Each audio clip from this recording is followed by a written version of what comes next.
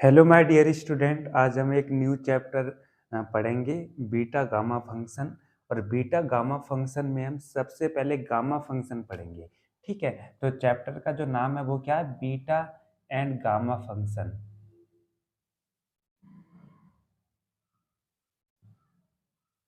और सबसे पहले हम गामा फंक्शन पढ़ेंगे।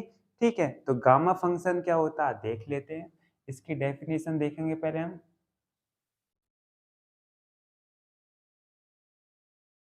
तो गामा फंक्शन क्या होता है? एक डेफिनेट इंटीग्रल होता है।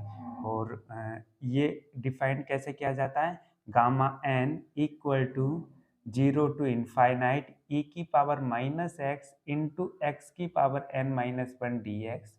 और यहाँ पर एन एक पॉजिटिव इंटीजर होता है। ठीक है, तो गामा फंक्शन एक डेफिनेट इंटीग्रल होता है। और इसको आप कैसे रीड करोगे? इसको पढ़ोगे आप गामा। ठीक है, और इसको ही पढ़ा जाता है, यही आपका गामा फंक्शन होता है। और गामा फंक्शन की वैल्यू क्या होती है? 0 to इनफाइनाइट ई की power minus x into x की power n minus one d x. और यहाँ पर एन एक इंटीजर होता है, पॉजिटिव इंटीजर। ठीक है, और ये आपकी लोअर लिमिट होती है और ये आपकी अपर लिमिट होती है।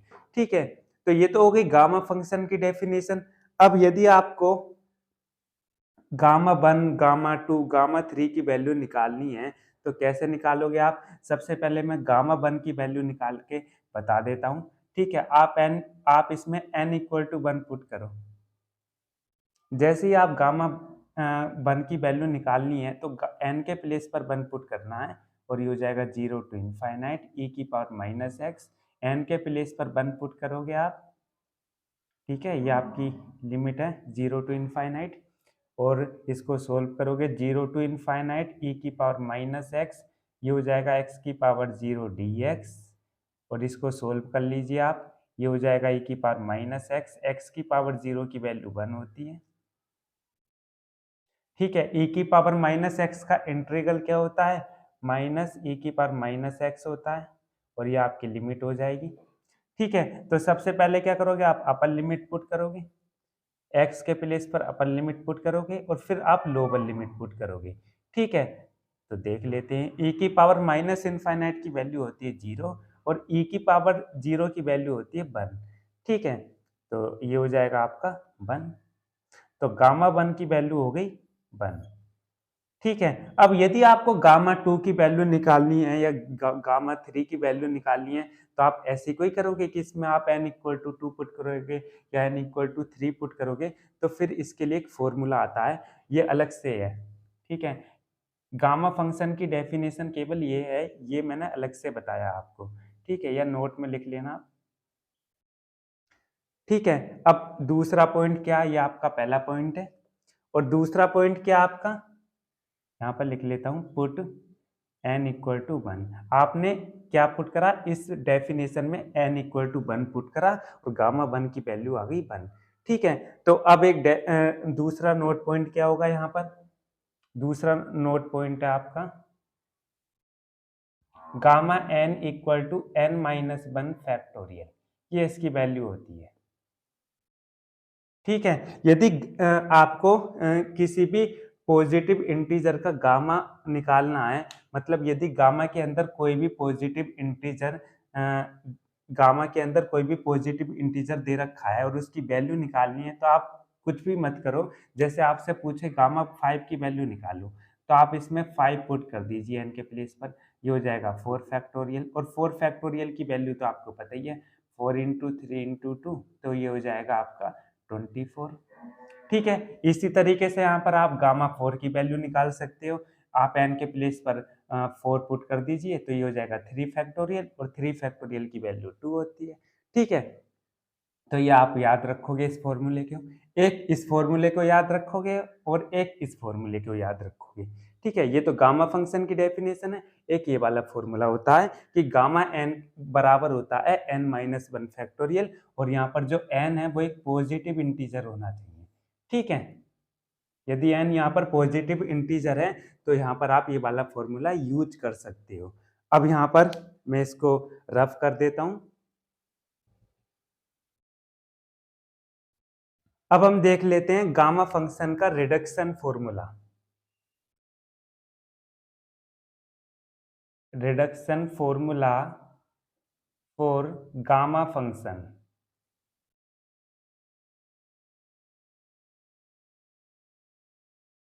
गामा फंक्शन के लिए रिडक्शन फॉर्मूला क्या होता है, तो देख लेते हैं। गामा n प्लस वन बराबर होता है n इंटू गामा n, और यहाँ पर n एक पॉजिटिव इंटीजर होता है। ठीक है, इस फॉर्मूले को याद रखना है कि गामा n प्लस वन बराबर किसके होता है, n इंटू गामा n। यहाँ पर n एक पॉजिटिव इंटीजर होता है। अब इसको हम प्रूव कर लेते हैं। तो अब हम गामा फंक्शन की डेफिनेशन का यूज करेंगे यहाँ पर। तो by definition of gamma function, gamma function की डेफिनेशन क्या है, gamma n equal to 0 to infinite e की पावर माइनस एक्स, एक्स की power n minus one d x, और यहाँ पर एन एक पॉजिटिव इंटीजर होता है। अब आप क्या करोगे, आपको gamma n plus one find करना है, तो आप एन को रिप्लेस करोगे। ठीक है, तो लिख लेता हूँ मैं, on replacing, replace n by n plus one. ठीक है, तो n के प्लेस पर हम क्या करेंगे, n प्लस वन पुट करेंगे। तो ये हो जाएगा 0 टू इनफाइनाइट e की पावर माइनस एक्स, और यहाँ पर n के प्लेस पर n plus one minus one, n के प्लेस पर n प्लस वन पुट कर दिया। ठीक है, अब इसको सोल्व कर लेते हैं। ये हो जाएगा 0 टू इनफाइनाइट e की पावर माइनस एक्स, ये हो जाएगा x की पावर प्लस वन से माइनस वन कैंसिल, तो ये हो जाएगा x की पावर n dx। ठीक है, गामा एन प्लस वन बराबर आ गया 0 टू इनफाइनाइट ई की power minus x into x की पावर एन डी एक्स। अब यहाँ पर आपके पास दो फंक्शन हैं प्रोडक्ट में, और इनका इंटीग्रल करना है। तो आपने 12th क्लास में प्रॉपर्टी पढ़ी होगी, इंटीग्रेशन बाय पार्ट। ठीक है, क्या होती है देख लेते हैं। यदि आपके पास दो फंक्शन हैं और u और v, ये दोनों फंक्शन कैसे हैं, मतलब x के फंक्शन है, और हम x के रेस्पेक्ट में इंटीग्रल करेंगे। तो यहाँ पर कैसे करते हैं, u को आप फर्स्ट मान लीजिए और b को आप सेकंड मान लीजिए। ठीक है, तो कैसे करेंगे यहाँ पर देख लेता हूँ। तो इसकी वैल्यू होती है u integral b dx minus differentiation of u और इंटीग्रल b dx, और इंटीग्रल b dx, और जो भी वैल्यू आएगी उसका आप इंटीग्रल कर दोगे एक बार। ठीक है, तो यदि आपके पास दो फंक्शन प्रोडक्ट में है और उनका इंटीग्रल फाइंड करना है, तो आपको ये वाला फॉर्मूला लगाना पड़ेगा, u integral b dx minus, पहले आप u का डिफरेंशिएशन करोगे, फिर b का इंटीग्रल करोगे, और जो वैल्यू आएगी उसको आप x के रेस्पेक्ट में इंटीग्रल कर दोगे। ठीक है, तो अब देख लेता हूं यहाँ पर। अब प्रॉब्लम ये आती है कि फर्स्ट फंक्शन किसे माने या सेकंड फंक्शन किसे माने। ठीक है, तो हम इसमें एक रूल होता है ILATE रूल। ठीक है, I मीन्स क्या होता है, इनवर्स, इनवर्स ट्रिग्नोमेट्री फंक्शन, और यहाँ पर L जो होता है वो लोगरिथमिक फंक्शन होता है, और जो A है वो आपका कैसा होता है, एलजेब्रिक फंक्शन होता है। ठीक है, और जो T है वो आपका ट्रिग्नोमेट्री फंक्शन होता है, शॉर्ट में लिख दिया मैंने। और ई जो है वो आपका कैसा होता है, एक्सपोनेंशियल फंक्शन होता है। ठीक है, इनवर्स ट्रिग्नोमेट्री फंक्शन मतलब जैसे कि साइन इनवर्स एक्स है या कोस इनवर्स एक्स है, और लोगरिथमिक फंक्शन जैसे कि log x है, और एल्जेब्रिक फंक्शन जैसे x प्लस वन या एक्स स्क्वायर प्लस फाइव।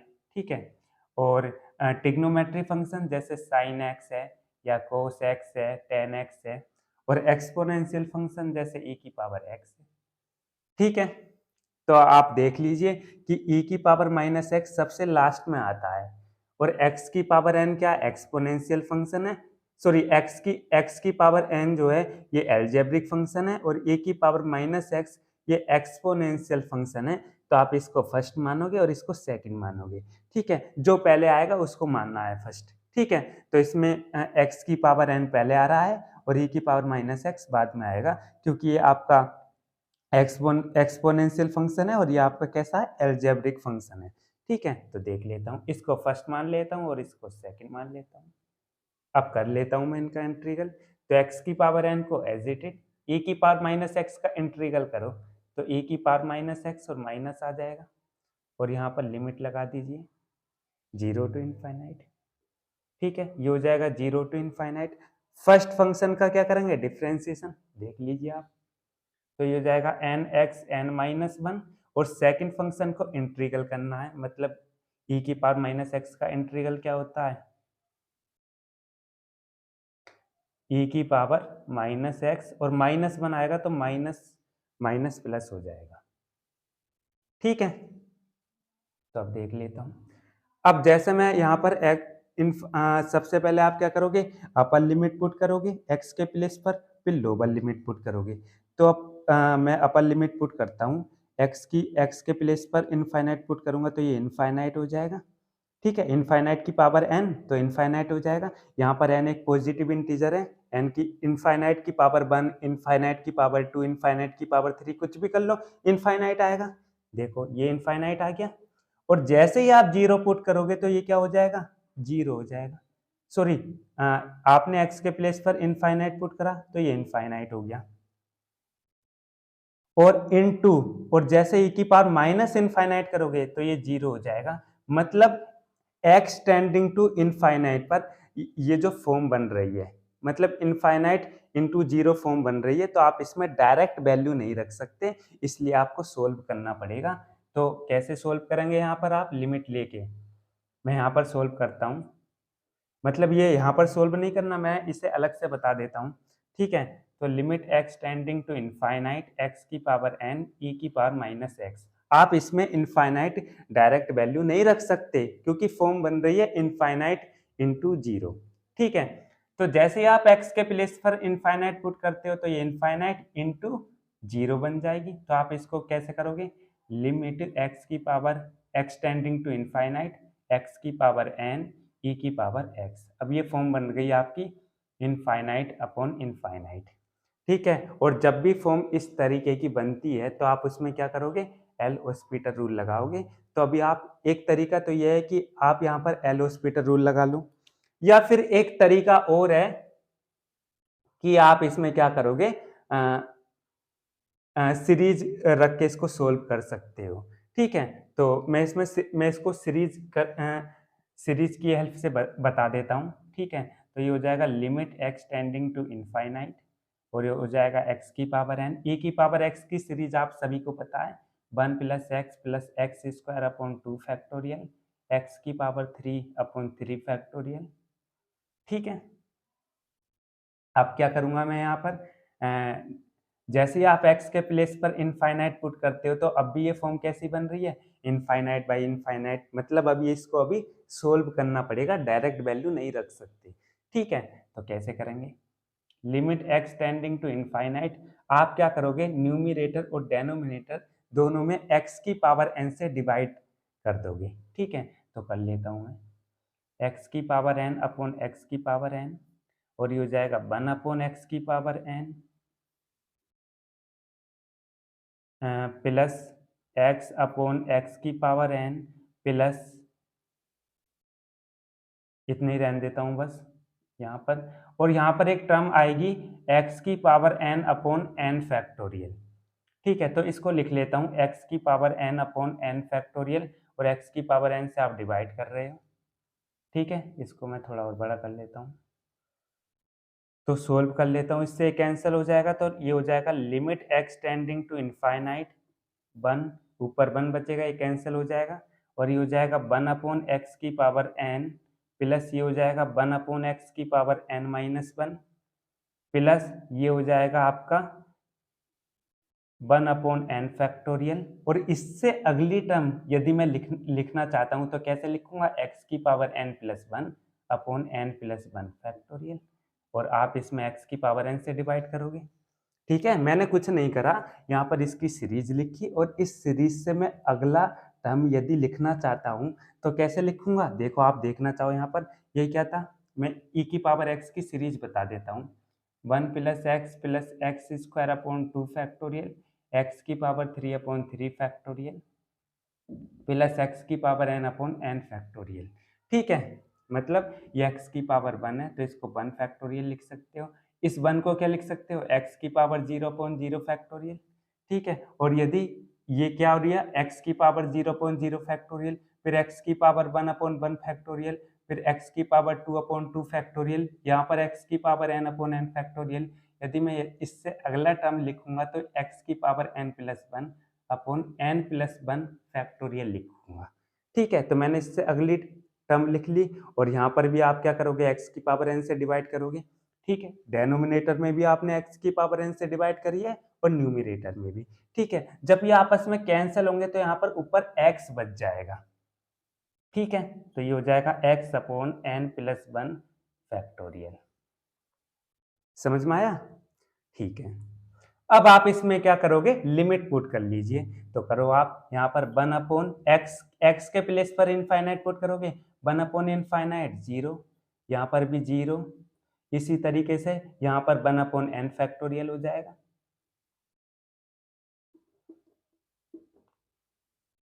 ये हो जाएगा आपका 1 अपॉन एन फैक्टोरियल और यहाँ पर हो जाएगा इनफाइनाइट। ठीक है, और ये जब डेनोमिनेटर की सारी टर्म क्या हो जाएगी, इनफाइनाइट हो जाएगी, क्योंकि आप इनफाइनाइट में कुछ भी ऐड कर लीजिए वो इनफाइनाइट ही आएगा। ठीक है, और 1 अपॉन इनफाइनाइट 0 के बराबर होता है, तो इसलिए इसकी वैल्यू क्या होगी, 0 हुई है। ठीक है, इस तरीके से आप याद रखोगे। ये आपको यहाँ पर सोल्व नहीं करना, अलग सोल्व करना, मतलब मैंने इसको सोल्व करके बताया कि इसकी वैल्यू कैसे आती है 0। ठीक है, बहुत स्टूडेंट क्या करते हैं, इसमें डायरेक्ट वैल्यू पुट कर देते हैं, मतलब डायरेक्ट वैल्यू पुट करोगे तो आएगा तो 0, पर ये 0 कैसे आता है, ये इस तरीके से आता है। ठीक है, तो यहाँ पर इसकी वैल्यू 0 हो गई और ये हो जाएगा 0 टू इनफाइनाइट, एन को आप बाहर कर लीजिए और ये हो जाएगा e की power minus x into x की power n minus 1 d x. अब आप ये इसको ध्यान से देख लीजिए, ये जो डेफिनेशन है किसकी बन रही है, गामा की बन रही है। 0 टू इनफाइनाइट e की power minus x into x की power n minus 1 d x, ये किसकी डेफिनेशन है, गामा फंक्शन की, मतलब गामा n के बराबर है ये। तो इसको आप लिख लीजिए n गामा n। तो गामा एन प्लस 1 बराबर किसके होता है, यहाँ पर एन इंटू गामा एन के बराबर होता है। ये आपने क्या कर दिया, प्रूव कर दिया। ठीक है, तो इस तरीके से आपको गामा फंक्शन का रिडक्शन फॉर्मूला पता चल गया कि क्या होता है, गामा एन प्लस 1 बराबर होता है एन इंटू गामा एन, और यहाँ पर एन एक पॉजिटिव इंटीजर होता है। ठीक है।